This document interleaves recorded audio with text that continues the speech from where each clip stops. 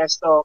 Ang ating email sender ngayon, walang iba, kundi ang code name is Cancer. O, alam mo na kaagad na Cancer talaga ang kanyang birthday. July 8, 1990 ang kanyang birthday, maestro. Ang July 8 ay Cancer nga na may birth date na 8 at ang Cancer ay may ruling planet na Moon. Medyo mahina ang loob ng mga Cancer at matatakutin. Kaya kailangan dyan itinutulak. At yung July ay 7 plus 8 plus 1990. Kapag inad natin ay Teka. 2005. Oo, Tama ba? correct. Yung Oh, yes, 2005. maestro. At ang 7 ang 2005 lucky ay number. 20 plus 05, 25. At ang 25 ay 7 dahil 2 plus 5. Kaya Correct. dalawang week. Isang Cancer na zodiac sign na weak o mahina, mahina ang loob. At isang birthday o destiny number na medyo weak din na 7. Ang kailangan umiral dito ay yung birthday na 8. Matapang at strong. Ano ba mga tanong ni Miss Cancer? Okay, ito na tayo, maestro. Hiwalay ako sa aking asawa at may isang kaming anak. Maestro and Miss F, makakapag-asawa pa kaya uli ako? Kung oo, anong taon kaya iyon? Ang mga Cancer dapat may kasama. Dahil ang iyong ruling planet ay Moon. Alam mo naman na ang Moon ay nanghihiram lang ng init at liwanag sa sun. Kaya kapag ang Cancer, dahil sabi ko may weak ang zodiac sign mo, nawalan ka ng kasama, parang gugho o magruruwi ng buhay mo. Kaya ngayon pa lang, maghanap ka na ng makakasama at ang perfect na kakompatible na mga water type sign na Cancer ay ang earth type sign na Taurus, Virgo at Capricorn. Kaya kung ganyan ang boyfriend mo, manliligaw mo, o pinagnanasaan mo, o love interest mo, kailangan pikutin mo na siya. Kayang-kaya mong gawin dahil lang 8 ay strong number. Huwag kang papayag na ang manaig sa'yo ay yung Cancer na weak zodiac sign at yung destiny number na weak na number 7. Kaya ngayon pa lang, isipin mo na ano ba ang ipapatupad ko na ang gagamitin ko ay number 8. At may mabuting balita sa iyo. Dahil Mm. pinag-aralan ko ng mabuti kung sino-sino suswerteng zodiac sign. Sa 2026, sabi ko ay unay Leo, sumunod ay Sagittarius, at ang pangatlo ay Cancer. Bakit namang suswerte ng Cancer sa taong 2026? Dahil ang 2026 ay 20 plus 26, 46. At yung Okay. 46 ay 40 1, plus yan, di 6, ba? 1. Yan ang number sa taong 2026, 1. At ang Talaga. 1 ay may ruling planet na Sun. Yan ang hinahanap ng Cancer. Liwanag ng araw, init ng araw, biyaya ng araw. Magugulat ang mga Cancer at nararamdaman na nila to. Dahil sa next year, pag lumipat na yung kalendaryo sa 2026, magiging 1 na ang number. At ang ruling planet ng 1 ay Sun. Kaya sasabihin mo ngayon, parang inaaya ako ng oportunidad. Di mo alam yun dahil weak ka nga, weak mahina ka. Sumama ka So, lang ng sumama. Huwag kang may pa ganun tatanggi. pa. Dahil siya, kaya dumating ang Sun sa buhay mo ay para bigyan ka ng magandang kapalaran. Bandang uli, sa year 2026, makikita mo yung mga tagumpay mo at magagandang oportunidad. Sasabihin mo, nakaya ko pala yun. Ang ganda pala ng naging kapalaran ko. Pero ang totoo, hindi ikaw ang gumawa, kundi yung sun. Sumama ka lang at nagpatangay, parang ang moon. Yung full moon na napakagandang sikat ng buwan, hindi sa kanya yun, sa sun yun.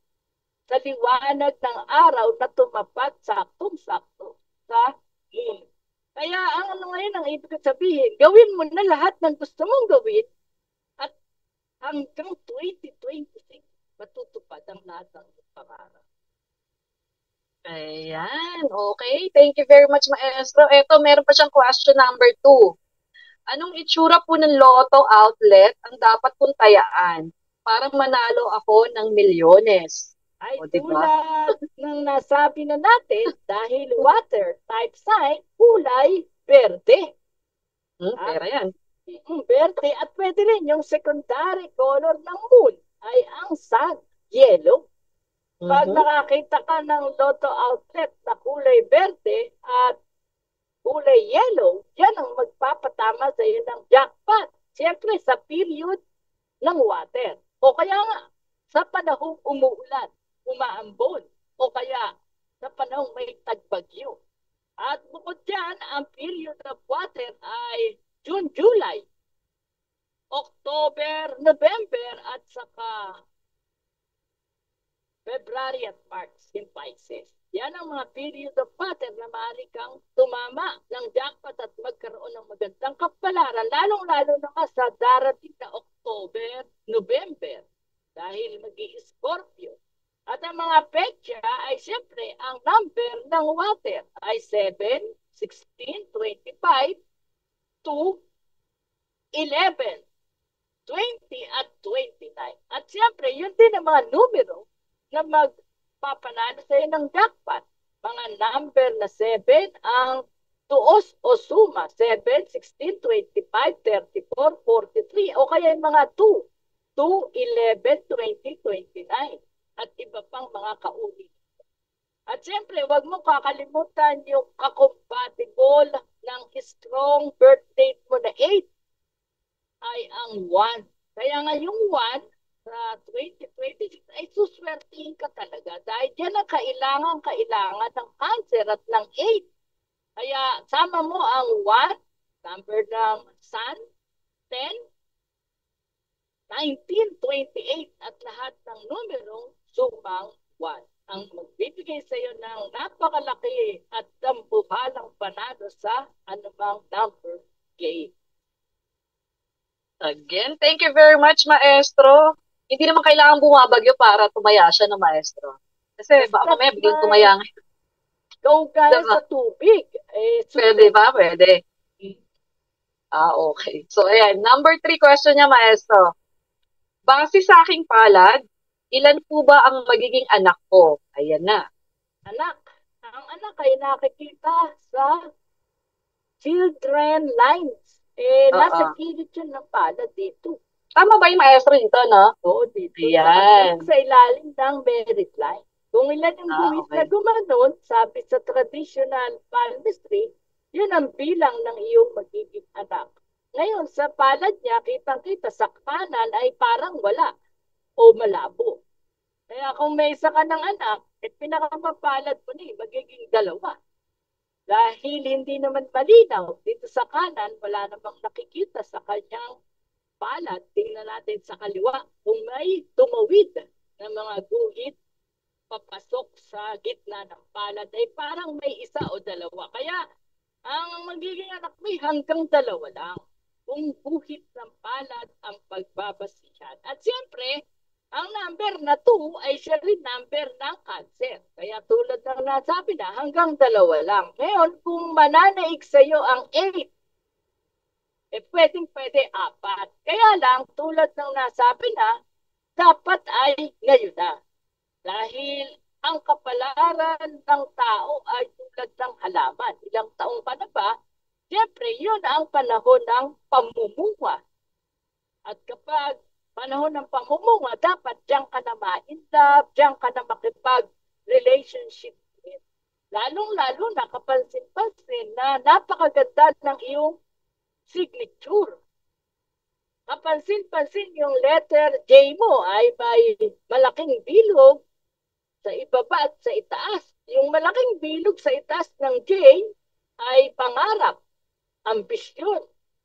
At yung maliit na bilog sa ilalim ng J ay katuparan ng mga pangarap. Kaya mangangarap ka at matutupad. Pansinin mo yung ending ng iyong firma ay tamang-tama at saktong-sakto rin. Letter 8 o number 8.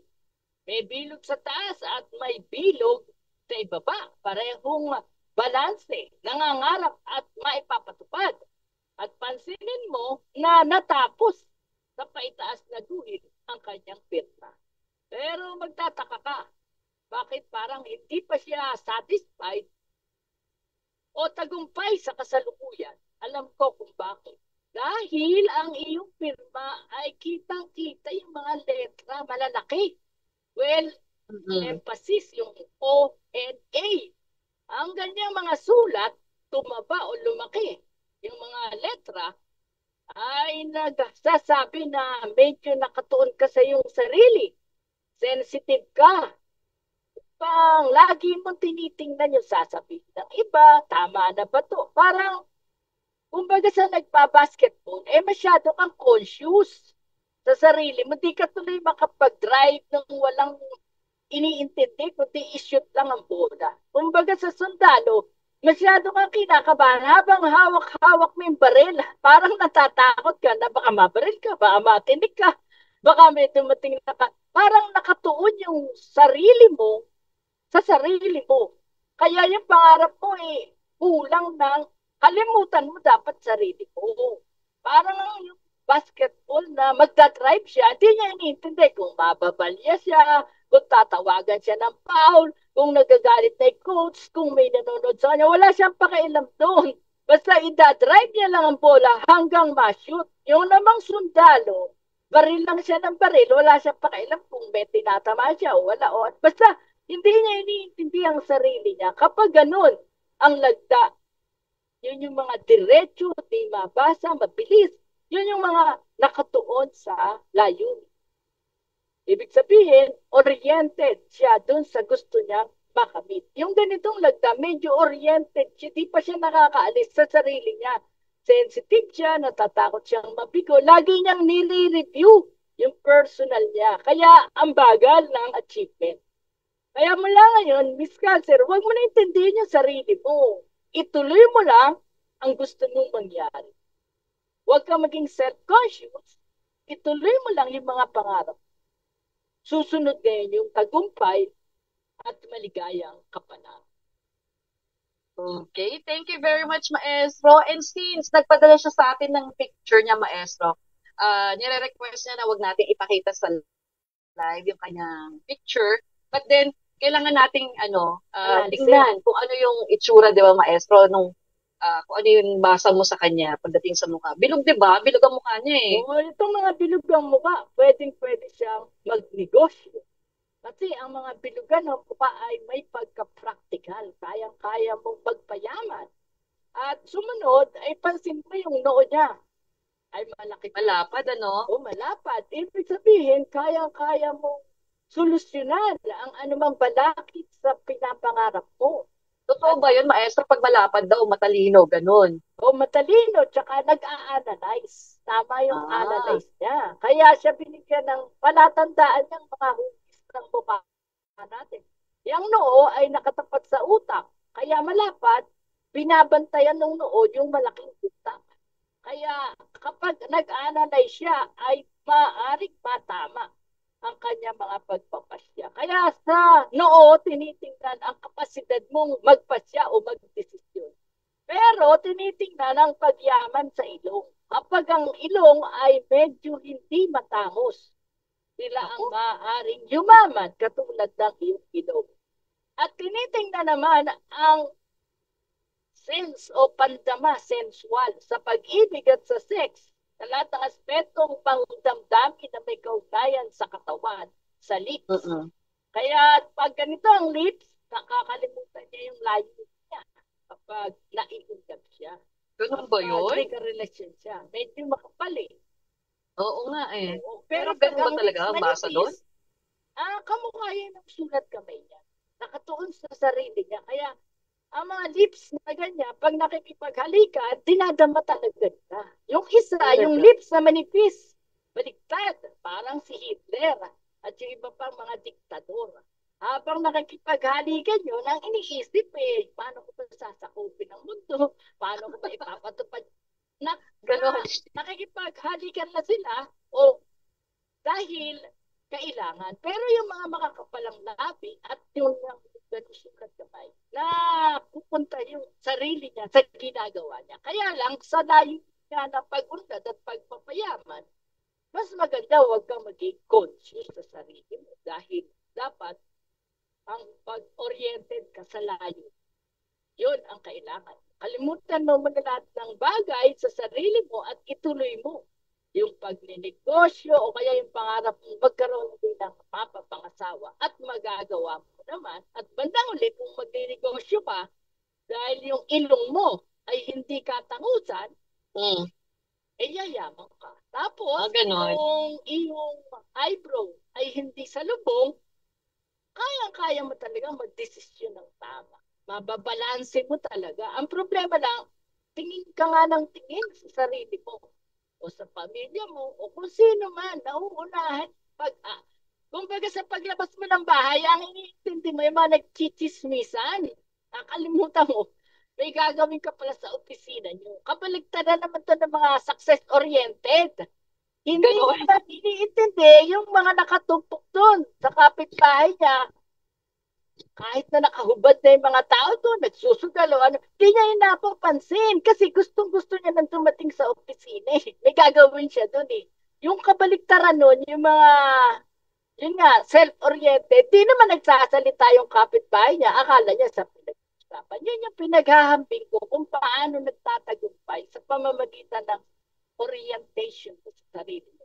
Kaya kalimutan mo yung mga kapitbahay mo, kalimutan mo yung sinasabi ng kapwa mo, at ituloy mo yung gusto mo mangyari. Makikita mo, ngayong last quarter ng 2025, lalong-lalo na pagdating ng 2026, isa-isa nang natutupad ang mga pangarap sa buhay.